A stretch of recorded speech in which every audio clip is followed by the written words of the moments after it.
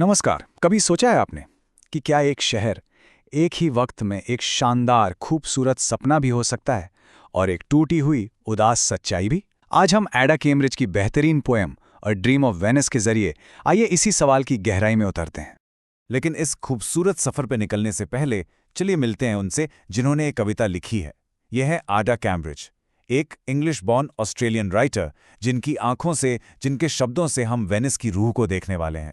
Poem की पहली 2 lines ही हमें सीधा इसके दिल में ले जाती हैं। स्पीकर कहती हैं, हाँ ये वही है मेरे सपनों का असली वेनिस।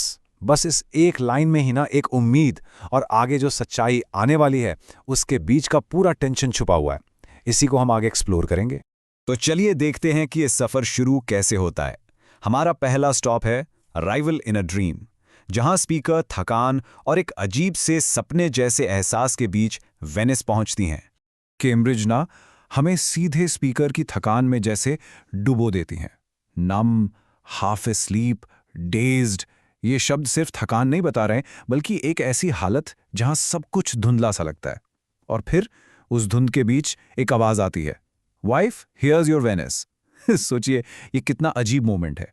जिस शहर का आपने सपना देखा उसमें आपका आना इतना अचानक और थका हुआ है। और यहीं पर हमें वेनिस का पहला पैराडॉक्स यानी विरोधाभास दिखता है। वो ब्यूटीफुल तो है लेकिन उसकी सुंदरता में एक मेलंकली है, एक उदासी है, एक गोस्टली एहसास।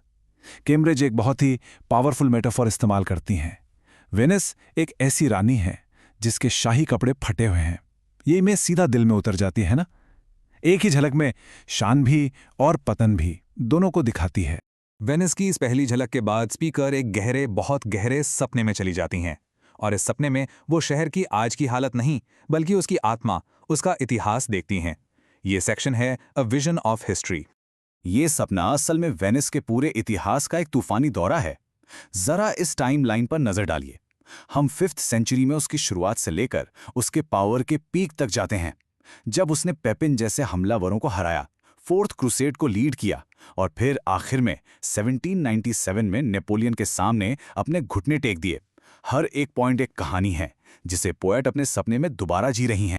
सपने की शुरुआत होती है वेनिस के वजूद की लड़ाई से।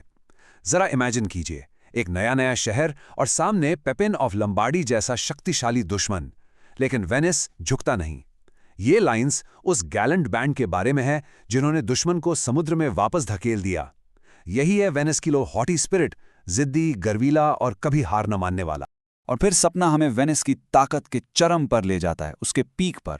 यह सीन देखिए, यूरोप का सबसे शक्तिशाली राजा, होली रोमन एम्परर बारबरोसा, घुटनों पर है और पोप उसकी गर्दन पर अपना पैर रखते हैं।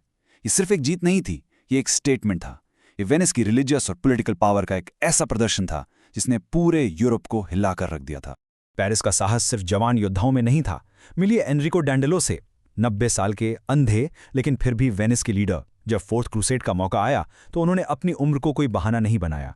उनका ये कहना, मैं बूढ़ा और कमजोर हूं लेकिन मैं ही तुम्हारा लॉर्ड हूं, ये वेनिस की बेबाक महत्वाकांक्षा, उसके एम्बिशन का सबूत है। लेकिन हर बुलंदी के बाद एक ढलान आती है और सपना अपने अंत में वेनिस के पतन को दिखाता है। यहाँ सबसे जरूरी बात पर गौर कीजिए।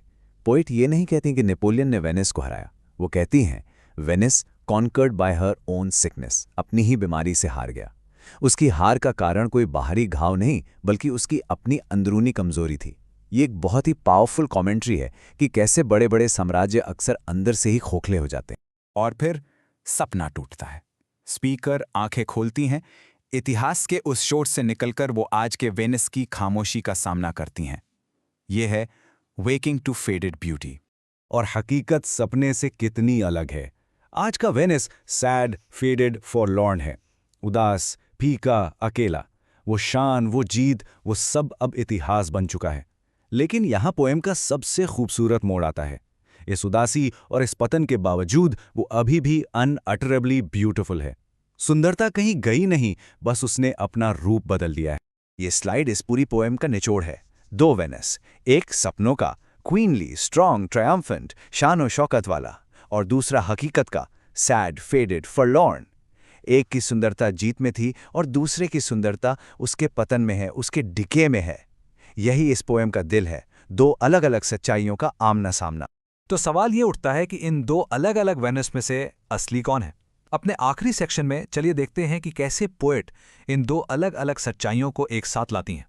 ये पोएम हमें कई गहरी बातों पर सोचने के लिए मजबूर करती है। हम देखते हैं कि कैसे वक्त बड़े से बड़े साम्राज्यों की शान को मिटा देता है। हम कल्पना और सच्चाई के बीच के फर्क को महसूस करते हैं। लेकिन शायद सबसे इंपॉर्टेंट थीम ये है कि सुंदरता सिर्फ परफेक्ट चीज़ों में ही नहीं होती, वो टूटी हुई अपूर्ण चीज़ों में भी मिल सकती है।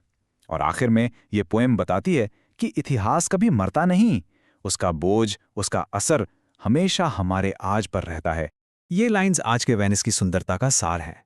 अब सुंदरता बड़ी बड़ी जीतों में नहीं है, बल्कि छोटी छोटी चीज़ों में है, जैसे हवा में हिलता एक मुरझाया हुआ अंजीर का पत्ता या टूटी हुई फीकी पड़ चुकी मूर्तियाँ। ये सब उसकी फेडेड ब्यूटी का, उसकी मुरझाई हुई सुंदरता का हिस्सा है। और हम ये एक्सप्लेनर इस सवाल के साथ खत्म करते हैं जिस पर आप जरूर सोचिए, किसी जगह की असली सुंदरता क्या उसके शानदार अतीत में होती है या फिर उसके अपूर्ण टूटे फूटे वर्तमान में। ऐसे और भी कंटेंट के लिए सब्सक्राइब करें। धन्यवाद।